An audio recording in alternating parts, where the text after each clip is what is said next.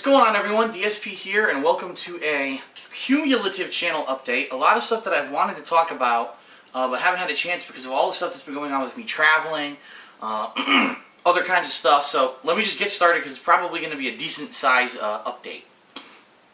First of all, just to let everyone know, I've already talked about it. Well, I blogged, well, not blogged about it, but tweeted about it yesterday. But my internet issues are yet again back. It seems like every couple of weeks this happens.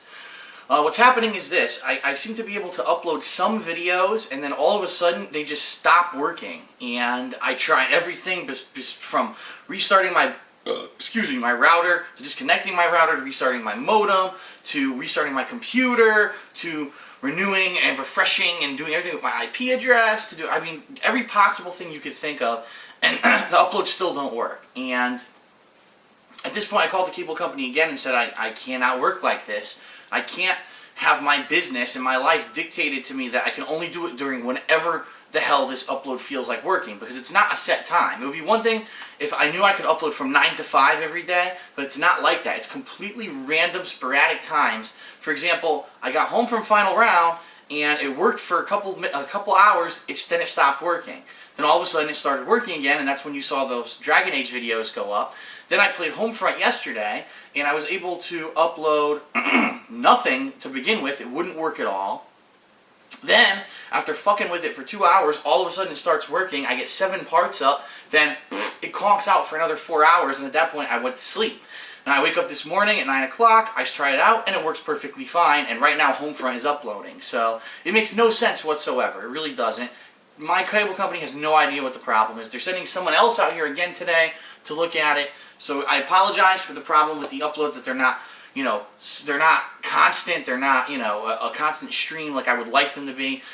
The good news is when they do upload, they upload super fast because I got the boost package of my cable company. So the videos are going up at least in a reasonable amount of time. Homefront is finishing today for sure, and I'm going to move on to Dragon Age 2 and other stuff this week. So just so everyone knows, if you notice that all of a sudden there's no videos going up, that's probably why, and I apologize, but there's nothing I can do about it right now. Just as a reminder, tomorrow is the next, the next episode of Ask the King, and there hasn't been one in quite some time, because last week I was sick, the week before I was at Winter Brawl, so there's been at least 3 weeks to a month since I've done one of these. So if you're interested, head over to the website, thekingofhate.com. There's a forum thread in there called Ask the King. You can post up your questions in there. There's already hundreds and hundreds of questions in there built up for me, and I look at all of them and I review them and pick the ones that I think are the best to answer. And also, remember, I will also be announcing on Twitter, as I'm preparing to record my episode, that I will also accept Twitter questions. So check out my Twitter. They call me DSP, and follow me there, and you will be able to get that opportunity as well.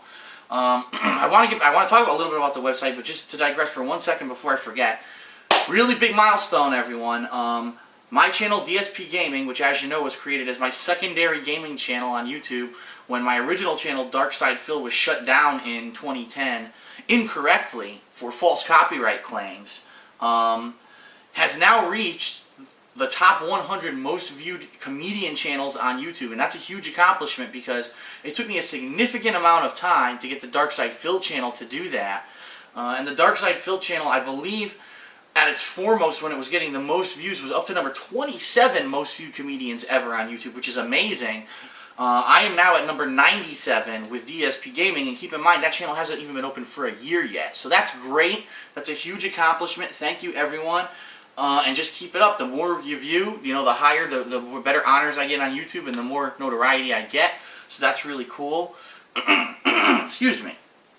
Speaking of the website, thekingofhate.com, I do want to talk about it a little bit because I haven't talked about it in a couple months, and I get the feeling that because of that, a lot of people don't know about it or haven't really been following up. I have my own website. It's called thekingofhate.com. And first of all, this website was completely created by fans for free.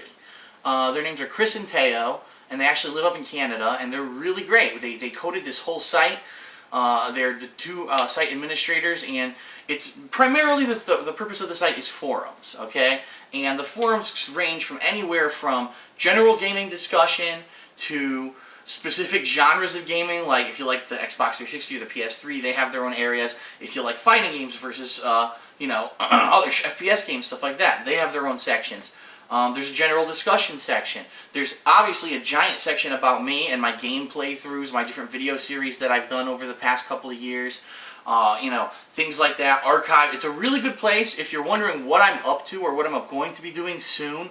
It's a really good place to go to because you can just jump right in there. You can find a forum thread that says, oh, Phil's, you know, plans for this week or whatever, and it pretty much outlines everything. So it's a really useful tool. And then also there is a chat room. A lot of people don't know about this, but there is a chat room, and as soon as you log into the forums, in the upper right hand side there's actually a link that says chat, and if you click that, it opens up a live chat room with people who are fans of mine and members of the site, and you can chat with them, and you can chat with the site admins and the site moderators and stuff like that. And that's 24/7. That's open, and you know, we've had up to over 60 people in there at one time at some point just chatting along. So pretty damn cool. So I encourage everyone, if you haven't heard of it, if you didn't even know about it, check it out, thekingofhate.com, and definitely join. As of the last time I checked, we had something like 8,000 members. I haven't checked in quite a while, so honestly I don't know how many we have right now. But I do actively go on that site. As I just said, for Ask the King, that's the place to post up your questions for that series. If I need help with stuff, for example, there have been different opportunities for people to submit logos, to submit channel backgrounds, banners. When my channels got partnered, people have submitted banners, and those are actually being used, and I've given them credit for that, and they've gotten notoriety and views on their channels because of that. All that kind of stuff happens on the forum, so it's really cool to check out. And you know, I do want to mention Chris, because Chris has put so much effort into this site. He actually has his own YouTube page. It's YouTube/user/Chris3KB, and he's got gameplay footage up there and all kinds of other stuff if you want to check that out. And then also, I do want to let everyone know that, like I said, these guys made this website completely for free, okay? I didn't pay them $1. They did it out of the goodness of their own heart.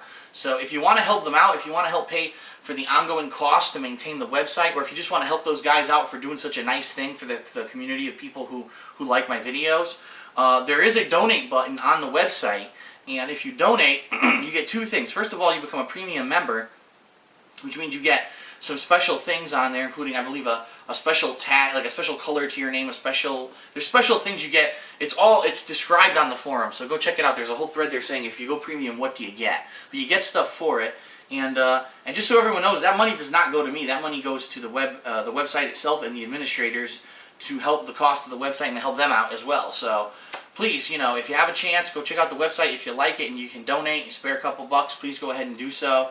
It's greatly appreciated. Okay, a couple other quick things and then we'll wrap up here. There will be a new game schedule video coming out soon because it is now nearing the end of March, and so the first quarter of 2011 is now over.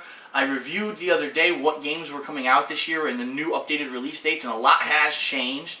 So what I'm going to be doing very soon, probably sometime this week, is I'm going to go over my new schedule for roughly the next 3 to 4 months, I'd say, because it seems like everything, like there's some dates all the way through, say, June, and a couple in July, but it's kind of pushing it. They're not really, you know, steady. And then through the end of the year, there's a couple that have been already announced. But what I'd like to do is just get the next couple of months fleshed out so everyone knows what to expect and what games I'll be playing. So I will be making that video very soon. That'll be going up on DSPGaming. And then last but not least, a lot of people have been sending me messages about, yes, I am aware that in Marvel vs. Capcom 3, that yesterday, 2 new characters were released. It was Jill Valentine and Shuma Gorath. And I will be trying them out. However, right now, as you know, I just beat Homefront, and it's uploading right now. By the time you watch this video, it'll probably be completely done. I have to finish Dragon Age 2. I do have to try the Homefront multiplayer out and give it a fair shake. I am interested in trying out the Bulletstorm multiplayer, so I'm going to have to see if I can find some people to do co-op with on that. I am interested in trying out the Assassin's Creed DLC from last week online, because that was a big thing, was a new map, new game style, new characters. I do want to try that out. I mean, there's just so much going on right now that it's right now at this point of the year, and it's just kind of different from how it used to be. When it used to be the first couple months of the year, it used to be slow. It's not like that anymore. It's almost like there's almost no downtime besides maybe 1 or 2 months in the summer. There's just constant stuff going on. So I am pretty much booked with stuff to do. But what I'm going to do, I will try at least sometime this week to make time to try out those 2 new characters and see what they have to offer. And obviously those will be like in the lab videos. They're not going to be, you know, tutorial videos or anything, because I'm just trying those characters for the first time. Now the good news is I used to play with Shuma Gorath in the previous Versus series. I actually played with him in Marvel Superheroes and also Marvel Superheroes versus Street Fighter. So I've played with that character before. I'll be interested to see what kind of changes they've given him and if he's better or worse or whatever. I'll have some good insight on that, I think. Jill Valentine seems to be completely different than she was in Marvel 2, so we'll have to see what happens with that. She's a completely new character, but yes, I will be trying to at least, play with those characters sometime this week. The last question is, will I be trying out the new Halo map pack that came out this week? My answer is going to be the same as the last time I got asked that question for the Noble map pack. No.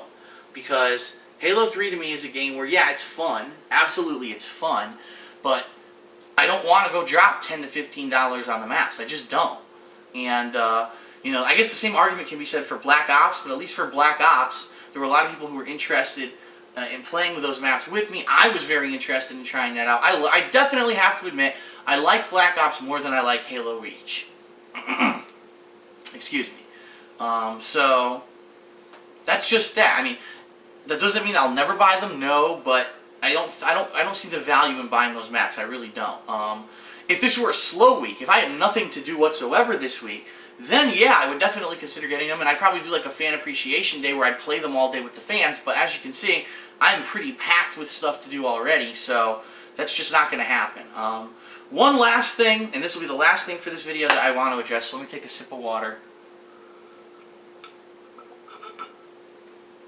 Because this is a big one. A lot of people have contacted me saying that there are other people playing Dragon Age 2, and they weren't doing other stuff in between like I was. They didn't go to Final Round. So they beat Dragon Age 2 already on YouTube, and supposedly, and this is supposedly, I don't know because no one has personally come to me and proved it to me, but supposedly what they're saying is EA does not care if you put any gameplay footage up of Dragon Age from the beginning to the very end, but if you record the cutscenes for the ending and put them on YouTube, that they're actually handing out copyright strikes, okay?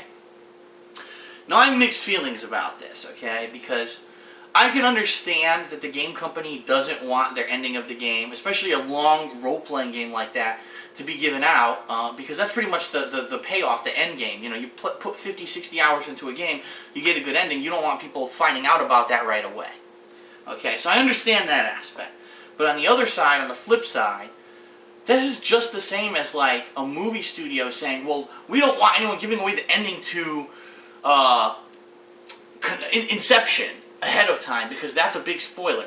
That's insane. Once a movie is released, the ending's going to go out and everyone's going to know what the ending of the movie is. Alright, there's no way you can keep that hush-hush. Now the argument obviously from a game studio like EA would be, well, gameplay is interactive. Gameplay, if you're doing commentary, if you're actually participating in the gameplay, well, then the gameplay, yes, it's fair use, it's your transformative work, and therefore, you can put that up on YouTube.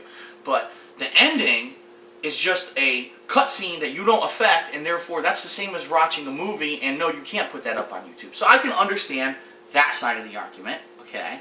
But on the flip side again, with a game like Dragon Age 2, all of the choices that you've made during the course of the game affect the ending. For example, in my playthrough so far, I had my sister, and I believe that my sister might have died in the game at one point, but I was managed to save her. And I'm sure there are other choices. For example, there are characters who have left my party, and I'm pretty sure that if I didn't go back to talk to them or whatever, they probably wouldn't have rejoined my party. And that's probably going to affect the ending. At least I would assume. I don't know. I could be talking out of my ass because I haven't beaten the game yet. Maybe the game only has one ending, and if that's the case, that's really fucking stupid, because it seems like the choices that you make in this game should affect the ending. But if that is the case, and your choices during the game affect the ending, then EA has no case whatsoever to be putting copyright strikes up because it is a transformative work. Your direct choices have affected it and changed the outcome of the ending. Plus, again, if I'm doing criticism and commentary and I'm giving the same stuff that I do every time I do a playthrough, it should be protected under fair use.